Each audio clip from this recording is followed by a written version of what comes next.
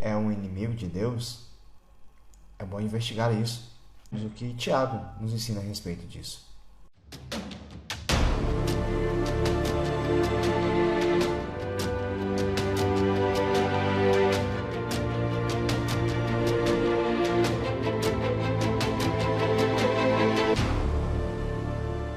Tiago, ele escreve essa carta para os cristãos com um grande objetivo, para que esses cristãos testemunhassem a sua fé, que testemunhassem Cristo Jesus de modo completo, de modo verdadeiro, de modo íntegro, em toda e qualquer circunstância da vida. Inclusive, durante as adversidades, Tiago diz que nós testemunhamos Cristo através da vida de alegria. Nós testemunhamos Cristo buscando sabedoria de Deus.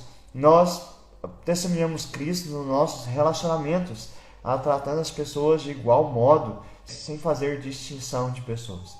E a sabedoria de Deus nós adquirimos orando ao Senhor e também pela meditação, pelo estudo da sua palavra. Então é dessa maneira que nós conseguimos, pelo menos, dar os primeiros passos no testemunho que nós somos cristãos. Porque os desafios são grandes. Como ele disse no início, nós temos muitas adversidades. Nós passamos por diversas situações que podem nos afastar do Senhor. Por isso que Tiago vai falar que há tentações no meio dessa jornada, tentações que são produzidas pelo nosso próprio coração, principalmente nos momentos difíceis da vida. Quando nós estamos vamos dizer assim, com a guarda abaixada, é que nós podemos cair em algumas tentações. Entre elas, por exemplo, ao mau uso da língua, falar mal dos outros, blasfemar contra os outros, amaldiçoar os outros com nossas palavras, desejar o mal ou fazer o mal com aquilo que nós falamos. É tão interessante isso que muitas vezes cristãos cuidam de diversas áreas da vida, né? Tem uma série de regras de o que pode e o que pode fazer, mas vai perceber que muitas pessoas caem justamente no pecado da língua.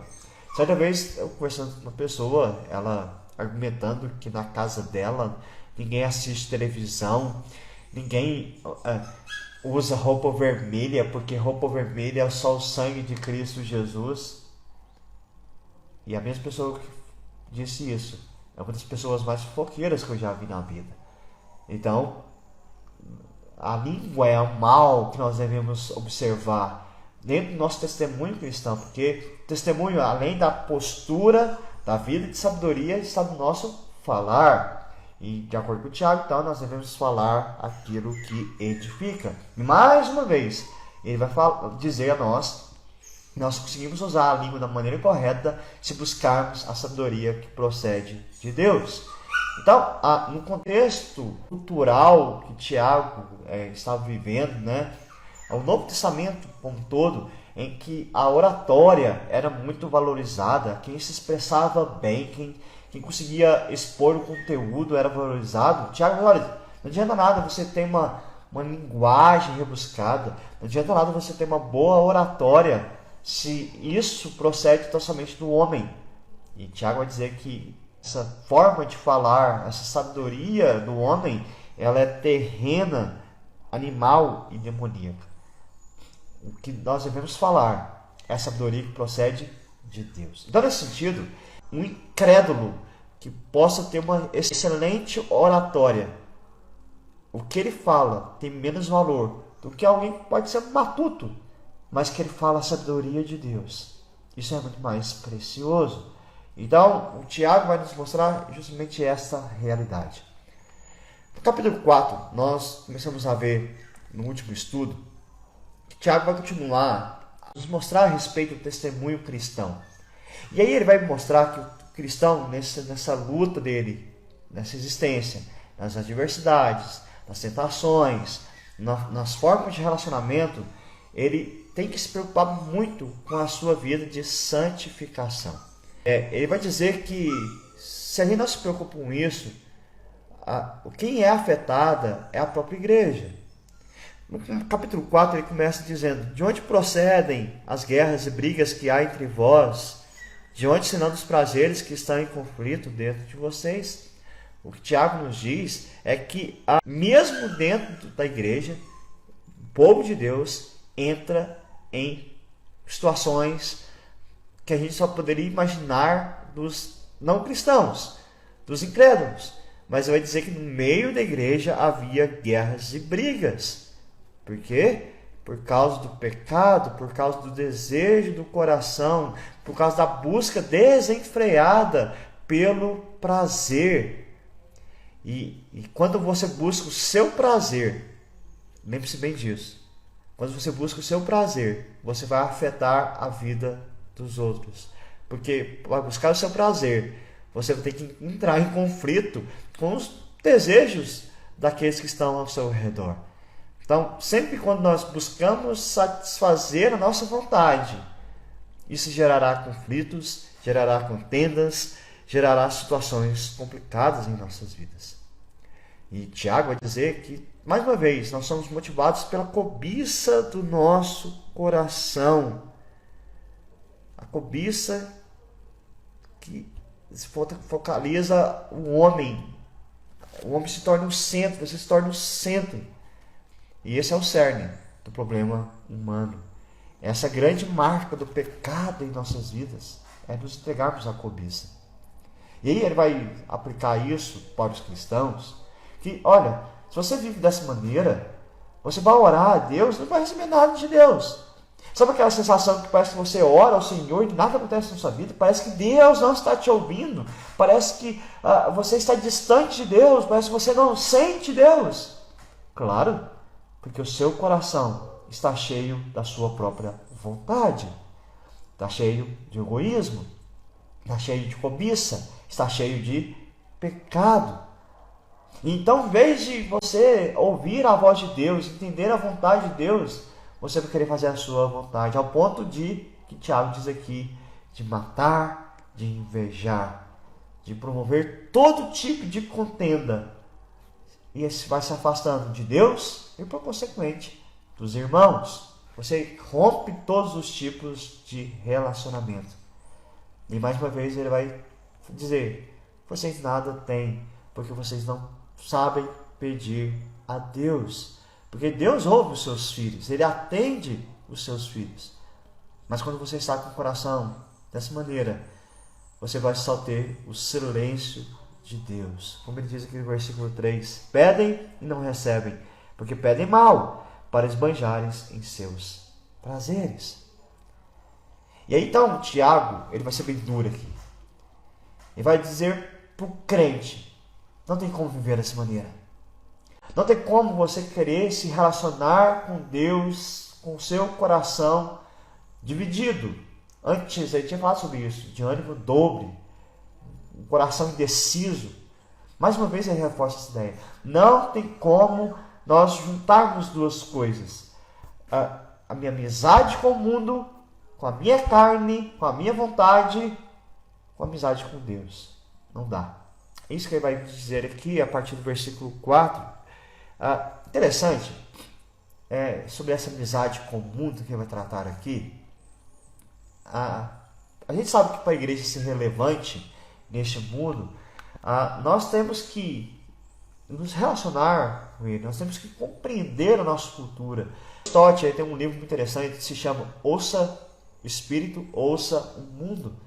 A ideia de que precisamos conhecer o mundo para que possamos aplicar, comunicar a palavra de Deus, a palavra da verdade. Só que nessa ideia de se relacionar com o mundo, de conhecer o mundo, de se envolver com o mundo, é preciso ter muito cuidado. Porque não é preciso se envolver com o mundo e nem com as coisas do mundo a tal ponto de que você vai amar essas coisas. Porque quando fazemos isso, nós estamos desenvolvendo amizade justamente com este mundo. E quando desenvolvemos amizade com o mundo, olha o que Tiago nos diz, versículo 4. Gente infiel, vocês não sabem que a amizade do mundo é inimizade contra Deus? Aquele, pois, que quiser ser amigo do mundo, se torna inimigo de Deus. Ele nos chama aqui, quando tentamos nos relacionar com o mundo, de infiéis, de adúlteros. O argumento de Tiago é o mesmo que Deus usa no Antigo Testamento, que Deus compara o relacionamento do seu povo com ele como matrimônio. E que o povo sempre traía Deus, o povo sempre era infiel, o povo sempre adulterava, descrevendo assim um esfriamento espiritual, um afastamento espiritual e muitas vezes uma apostasia. Então, Tiago está dizendo aqui que esse adultério é amizade com o mundo. Quando passamos a amar o mundo e as coisas do mundo, e quando eu falo mundo, eu não estou falando da criação. Quando eu falo as coisas do mundo, não é aquele que Deus criou. Mas quando eu falo mundo, é a filosofia desse mundo, os pensamentos deste mundo, o estilo de vida daqueles que não temem a Deus. Quando a gente passa a amar isso, nós estamos fazendo amizade com o mundo. E o mundo vai oferecer prazeres. Lembra antes? Se nosso coração é cheio de cobiça, cheio de inveja, nós vamos buscar no mundo a satisfação para o nosso coração. Então, essa amizade com o mundo se torna inimizade para com Deus. Porque quando você se torna amigo do mundo, você está se tornando amigo do inimigo de Deus. E Tiago vai descrever aqui quem é, que é o diabo. E sendo o diabo o Deus deste mundo, aquele que é venerado por este mundo, ser amigo do mundo é aceitar as atitudes do diabo, é se tornar também inimigo de Deus, é passar para o lado do diabo, porque não existe meio termo. Ou você é amigo de Deus, ou você é amigo do diabo. Ou você pertence a Deus, ou você pertence a Satanás. João 8:44. Vocês são do diabo, que é o pai de vocês, e querem satisfazer os desejos dele. Ele foi assassino desde o princípio e jamais se firmou na verdade, porque nele não há verdade. Então, no momento que nós estamos distantes do Senhor, nós estamos em pecado, nós estamos cobiçando as coisas, nós estamos sendo amigos do mundo, nós estamos vivendo a mentira, o engano. Então, nós estamos servindo a Satanás, ao diabo. Então, buscar a amizade do mundo é o mesmo que viver debaixo da influência do mundo, viver da influência de Satanás. É depender e colocar a sua segurança neste mundo, como se as coisas da terra fossem as mais importantes. Então, esse tipo de relacionamento com o mundo não é apenas perigoso, ele é fatal, pois a infidelidade a Deus nos leva à apostasia, um esfriamento total do coração, um distanciamento total do nosso Deus. Então, Tiago, ele vai continuar o seu argumento no versículo 5. Ou vocês pensam que é em vão que a Escritura diz, é com ciúme que por nós anseia o Espírito que ele fez habitar em nós? Olha que interessante. Aqui Tiago vai dizer e relembrar um texto bíblico, uma expressão bíblica de que Deus tem ciúme de nós. E o que é Deus ter ciúme? Pai, pastor, Deus tem ciúme? Até alguns sentimentos que Deus tem que a gente pensa, pela nossa perspectiva, pecaminosa. Que é a ira, o ciúme, por exemplo. Mas a ira e o ciúme são pecados porque nós usamos esses sentimentos de modo errado. Porque a ira é a expressão da justiça. E nós torna pecado porque nós não sabemos fazer justiça. E o ciúme é a ideia do cuidado, do zelo. O problema é que nós não sabemos zelar pelas pessoas, não sabemos cuidar das pessoas. Mas Deus tem o ciúme correto, Ele tem o zelo correto por nossa vida. Ele não aceita divisão entre Ele e o mundo. Nós somos dele. Por isso que a ideia bíblica o tempo todo, tanto no Antigo quanto no Novo Testamento, de que a igreja tem um relacionamento matrimonial com Deus, para dar essa ideia de pertencimento, de sentimento de cuidado, de amparo que Deus tem para conosco. Ele não aceita divisão. Ele não aceita que nós desenvolvamos um outro relacionamento. E aí Tiago diz no versículo 6, mas Ele nos dá cada vez mais graça. Olha só, nesse zelo dele, nesse ciúme que Ele tem por nós, Ele nos dá a graça para vencer qualquer pecado, para resistir à nossa carnalidade. Quando nós falamos assim, eu não consigo resistir à tentação, é mais forte do que eu. Sem vergonha, porque não é. Não existe essa coisa que nós não damos conta um dia que nós estamos em Cristo Jesus. A questão é que nós não queremos. Nós não queremos mudar. Nós não queremos nos arrepender. Nós não queremos buscar satisfazer a verdade que há em Deus. Nós queremos satisfazer o nosso coração. Mas nós somos fortalecidos no Espírito Santo de Deus para resistirmos todas essas coisas, porque o Espírito habita em nós. Na primeira carta de Pedro, capítulo 5, versículo 5.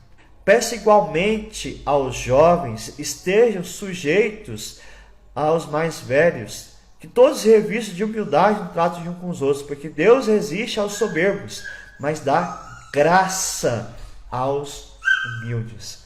Ele concede a sua graça a nós, quando reconhecemos que nós somos pecadores, reconhecemos que precisamos dele para resistir às tentações, para resistir às provações.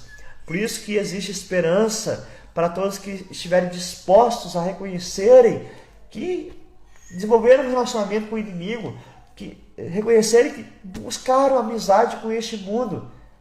Ele nos concede a graça do arrependimento, a graça de vivermos em santidade. É por meio dele. Graças ao Senhor que nos ama, porque senão nós estávamos perdidos.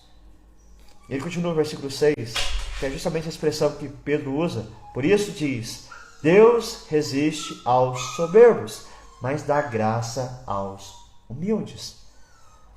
Lá em Provérbios, capítulo 3, versículo 34. Certamente ele zomba dos zombadores, mas dá graça aos humildes.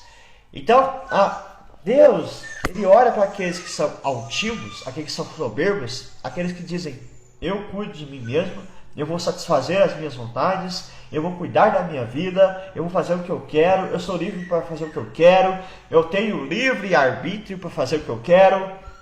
Deus olha para esses e eles não resistem diante de Deus. Mas aqueles que se humilham e dizem, Senhor, eu sou pecador, eu sei que meu coração é cobiçoso, eu sei que muitas vezes eu tento ser amigo deste mundo, Senhor, me perdoe. E Ele traz graça, a graça do arrependimento, a graça do perdão. Porque o egoísmo, meus irmãos, a soberba, é oposto a tudo que Deus quer para os seus filhos.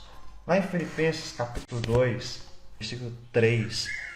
Não façam nada por interesse pessoal ou vaidade, mas por humildade, cada um considerando os outros superiores a si mesmo. É a humildade que deve estar no coração daqueles que são filhos de Deus. C.S. Lewis tem uma frase muito interessante, que ele diz assim, um homem nunca é tão orgulhoso como quando adota conscientemente uma atitude de humildade. O que C.S. Lewis está dizendo? Olha, se você pensar assim, não, eu vou ser humilde, daqui para frente eu sou humilde, e você começar a analisar, nossa, eu sou humilde mesmo, eu tenho conseguido viver em humildade. Na verdade, isso é um orgulho. Aquela ideia que a gente diz, eu tenho orgulho na minha humildade. Isso é enganar-se a si mesmo. Porque o humilde, o tempo todo, ele vai olhar para a sua vida, Senhor, me perdoe, porque eu tenho sido soberbo. O humilde nunca vai orar a Deus, Senhor, obrigado porque eu sou humilde, eu tenho sido humilde. Ele sempre vai reconhecer a sua dependência de Deus. Tomás A. Kempis, que foi um monge alemão do século XIV para o século XV, e ele tem um livro muito conhecido, uma obra muito importante na literatura cristã, que é a Imitação de Cristo. Vale a pena você depois procurar e ler esse livro. Ele fala sobre essa ideia da humildade diante de Deus. Diz assim: por meio da humildade me mostrarás o que eu sou, o que eu fui e de onde vim. Pois não sou coisa alguma e não sabia. Se me abandonares, não sou nada, e tudo é fraqueza e imperfeição. Mas tão logo me restauras, mesmo que pouco, me farás forte, estarei cheio de nova alegria. É grande maravilha que eu, um miserável, seja tão rapidamente levantado de minha instabilidade na contemplação de coisas celestiais e seja sustentado com tanto amor, eu que por mim mesmo sempre me inclino para atrações mundanas. Isso é obra do teu amor, ó Senhor, teu amor que vai adiante de mim, me ajuda em todas as minhas necessidades e me protege carinhosamente de todos os males e perigos nos quais me encontro diariamente propenso a tropeçar. Que expressão! É tudo isso que nós estamos dizendo. Nós temos que o tempo todo reconhecer a nossa miséria diante de Deus. Então, um cristão, ele testemunha a sua fé quando ele se humilha. Um cristão, ele testemunha a sua fé quando ele se arrepende dos seus pecados. O processo de santidade em nossas vidas passa pelo arrependimento. O processo de santidade não é fazer tudo certo, porque nós não vamos conseguir fazer assim. Mas o processo de santidade é: eu me arrependo daquilo que eu tenho feito de errado. Eu me arrependo daquilo que eu deveria fazer, mas eu não tenho feito. Tiago, então, ele vai continuar no propósito que nós devemos fugir dessa amizade com o mundo, nos tornando mais amigos de Deus, nos aproximando cada vez mais de Deus. Porque quando permanecemos com o mundo, nós estamos, como eu disse antes, nos relacionando com o diabo, com os demônios.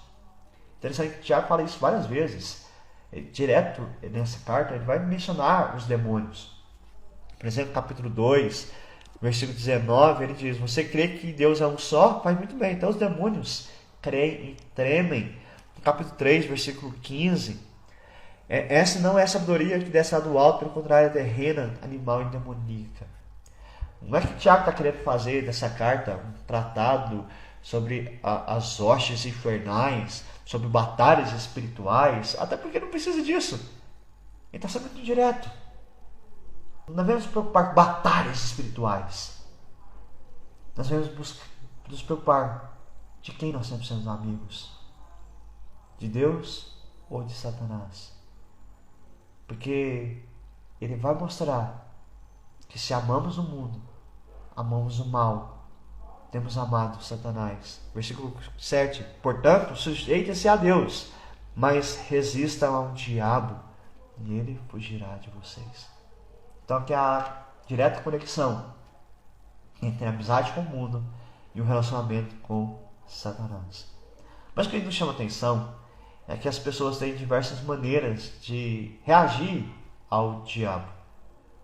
Alguns não acreditam que ele exista, que é um mito, e na verdade é isso que ele prefere, que as pessoas não pensem que ele exista. Mas algumas pessoas até podem dizer: não, ele existe, mas recusa-se a entender que deve se afastar dele. Ou acham: não, eu sei lidar com ele, eu consigo resistir às investidas de Satanás. Tiago vai dizer que não é bem assim. Só há um meio de resistirmos a Satanás: é nos aproximando de Deus, é nos sujeitando a Deus, sendo submissos ao Senhor. Porque o favor de Deus vem sobre aqueles que se submetem alegremente a Ele. Se submeter a Deus é fazer a vontade de Deus, é se colocar verdadeiramente sob a autoridade de Deus e seguir a sua direção, as suas ordens. a sua palavra. Se sujeitar a Deus é viver em completa dependência dele, como nós já dissemos aqui. De tal forma que nada da nossa vida tem sentido se não for pela palavra de Deus. Nenhum caminho que eu vou seguir, nenhuma decisão da minha vida vai ser sem eu olhar para a palavra de Deus, sem ser pautada pela orientação da palavra do Senhor. Porque quem assim age, crê de fato que a vontade dele, do Senhor, é boa, perfeita e agradável. Por essa razão que se submeter a Deus não é pesaroso, mas é uma grande alegria e prazer. Antes, sendo amigos do mundo, nós estávamos buscando prazer. Nós não vamos encontrar esse prazer no mundo. Mas quando nos submetemos a Deus, abrimos mão do nosso prazer, é que de fato passamos a ter satisfação em nossas vidas. Então, Tiago diz: resista ao diabo desta maneira. E essa resistência requer, como a palavra de Deus nos diz, sempre vigilância e oração. Marcos 14, versículo 38. E orem para que não caia em tentação. O espírito, na verdade, está pronto, mas a carne é fraca. Vigiar e orar. E Pedro, o apóstolo Pedro, nos dá um motivo para isso. É 1 Pedro 5:8. Sejam sóbrios e vigilantes. O inimigo de vocês, o diabo, anda em derredor como leão que ruge procurando alguém para devorar. Resista, se aproximando, se submetendo a Deus. Aquele que, em vez de resistir ao diabo, dá lugar a ele, será derrotado por Satanás. Aquele que resiste ao diabo fugirá do erro, fugirá do pecado. Mas para isso, é preciso se submeter a Deus. E isso não é uma questão mágica, não é de estralar de dedos, irmãos. É uma vida inteira. É uma dependência total, uma obediência total, uma submissão total a Deus, dia após dia. Sem isso, não conseguimos resistir ao diabo. Lembrando que a própria palavra diabo quer dizer adversário. Ele é nosso adversário e não nosso amigo. É um adversário que deve ser resistido. E nesse sentido devemos nos manter firmes em oposição a ele. E se nos mantemos firmes, a palavra de Deus nos promete que ele fugirá de nós. Satanás é poderoso, não duvide disso. Mas somos capacitados para resistir aos seus ataques em Cristo Jesus. Quando resistimos então ao diabo, acontecerá conosco o mesmo que aconteceu com Jesus quando ele foi tentado no deserto. Lembra? Lá em Lucas capítulo 4, versículo 13. Tendo concluído todas as tentações, e Jesus não caiu em nenhuma delas, o diabo afastou-se de Jesus. Até o momento oportuno, porque novamente ele tentaria Jesus de outras maneiras. Do mesmo modo funciona conosco. Você vai resistir. Resistir à tentação. Ufa, não caí nesse pecado. Mas ele voltará a te tentar. Por isso, a nossa submissão a Deus é o tempo todo, um ato contínuo e diário. Uma resistência do passado não é garantia da resistência no futuro. A resistência deve ser por toda a vida. E aí, então, devemos nos aproximar de Deus. Versículo 8. Cheguem perto de Deus e Ele se chegará a vocês. Porque aqueles que buscam o Senhor de todo o coração o encontrarão. Mas isso nós podemos fazer só por meio de Cristo Jesus. Não há como se aproximar de Deus sem Cristo. Quando nos aproximamos de Deus por meio de Cristo, isso exigirá de nós sacrifícios. Não um sacrifício físico, como Jesus se ofereceu por nós. Não um derramar de sangue, que Jesus já fez isso por nós. O sacrifício do nosso eu. O sacrifício da nossa vontade. E renunciamos a nós mesmos. oferecemos o nosso ser ao Senhor, como Paulo diz aos Romanos, um sacrifício vivo e agradável a Deus. Através de uma vida de discipulado, uma vida de renúncia, uma vida de louvor contínuo. A carta aos Hebreus vai dizer que é o sacrifício dos nossos lábios. E uma vida de amor mútuo. Por exemplo, do repartir ou de ajudar aqueles que têm necessidade. Como a carta aos Hebreus também nos diz.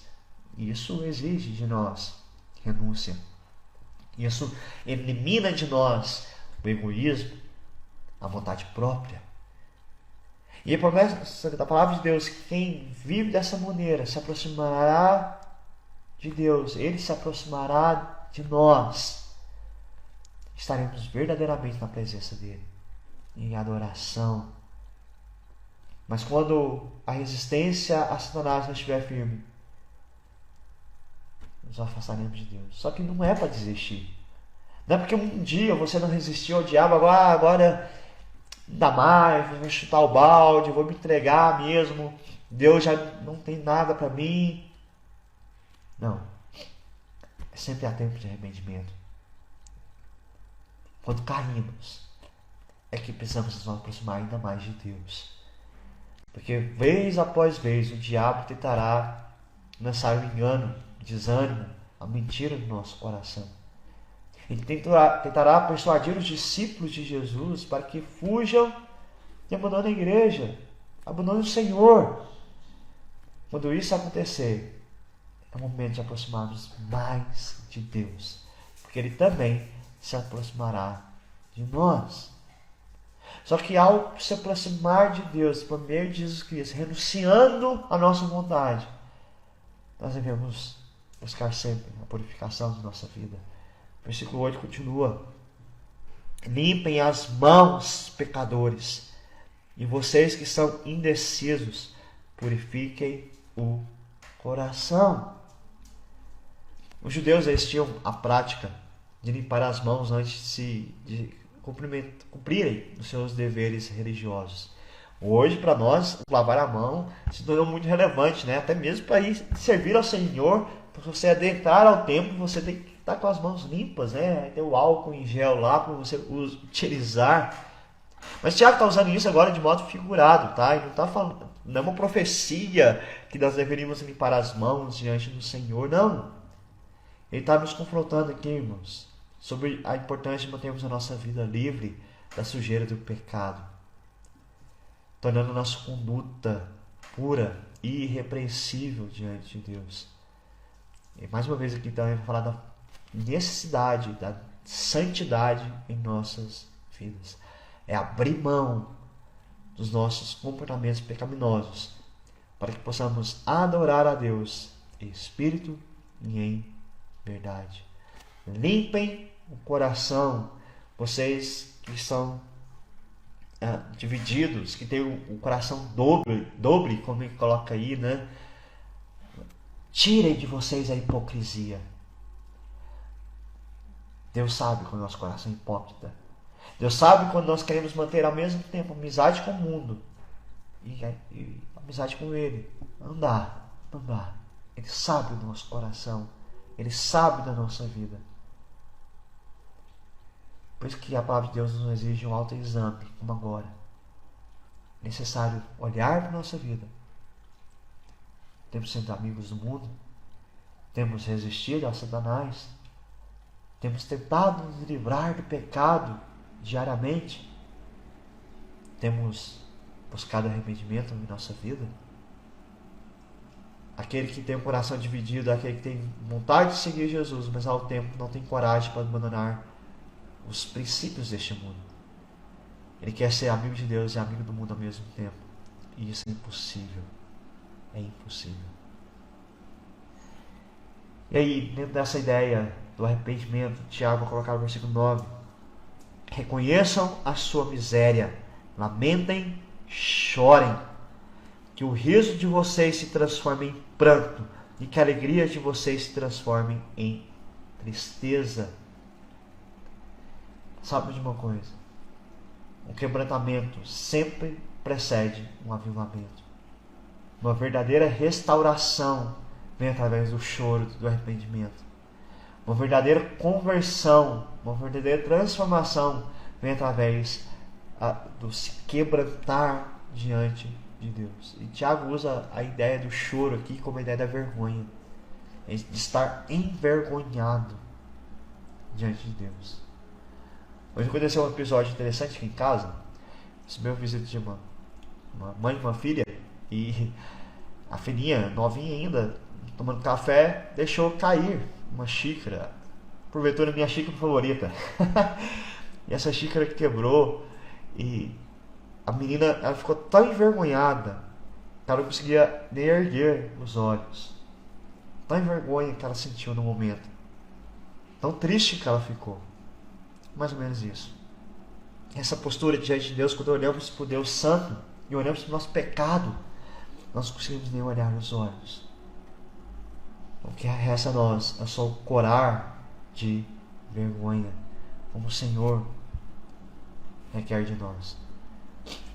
Nosso Deus, Ele é zeloso. Ele não dividirá com o mundo e nem com o diabo o nosso coração. Ele quer que olhemos tão somente para Ele. E Deus vai mostrar isso através de uma vida de choro, de tristeza. Não de choro e tristeza porque então o crente tem que viver triste. Não, lembra? No começo de Tiago ele falou que o crente é alegre.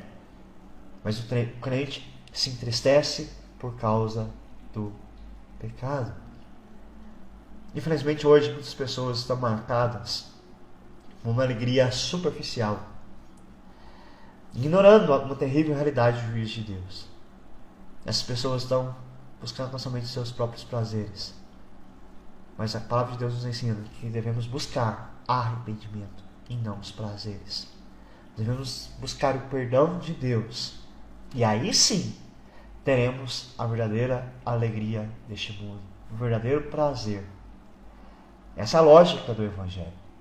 Aquele que quiser salvar a sua vida vai perder, mas aquele que perder a sua vida irá salvá-la, porque entenderá que quando nós entregamos a nossa vida a Deus, buscamos satisfazê-lo, é que de fato teremos alegria em nossa vida. Caso contrário, de fato enfrentaremos uma tristeza terrível, que é o que Paulo diz lá na segunda carta aos Coríntios, capítulo 7, versículo 10. Porque a tristeza, segundo Deus, produz arrependimento para a salvação, que a ninguém traz pesar, mas a tristeza no mundo produz morte. Essa tristeza sim produz morte, mas a tristeza do arrependimento de pecados vai produzir alegria, como Tiago nos ensina. Então, ele finaliza essa ideia, versículo 10, humilhem-se diante do Senhor e Ele os exaltará. Humilhar-se, como a gente viu até aqui, é reconhecer a sua pobreza espiritual, é admitir a nossa desesperadora necessidade da ajuda de Deus, nos submetendo à vontade dEle em todas as áreas da nossa vida. Pois se assim procedemos, Ele futuramente nos exaltará. E essa exaltação será principalmente a honra que Deus nos dará. Jesus nos diz, Mateus 25, 21 a 23. O Senhor disse, muito bem, servo bom e fiel, você foi fiel no pouco, sobre o muito o colocarei. Venha participar da alegria do seu Senhor.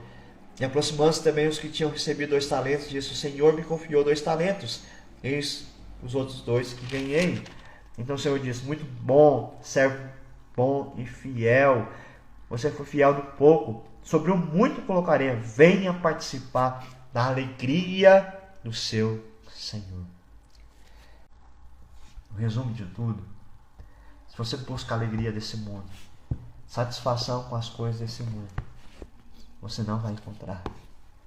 Mas agora quando você renuncia à alegria desse mundo e busca arrependimento, a tristeza do arrependimento, aí sim você encontrará a alegria.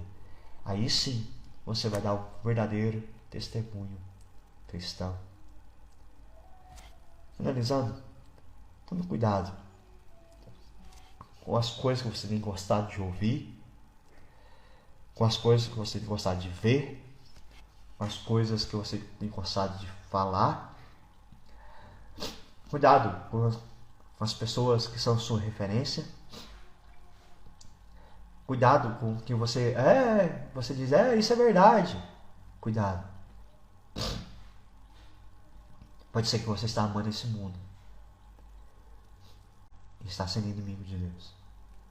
Revisa a sua vida. E que Deus nos conceda arrependimento sempre. A graça do arrependimento sobre nossas vidas. Fiquem na paz e até mais.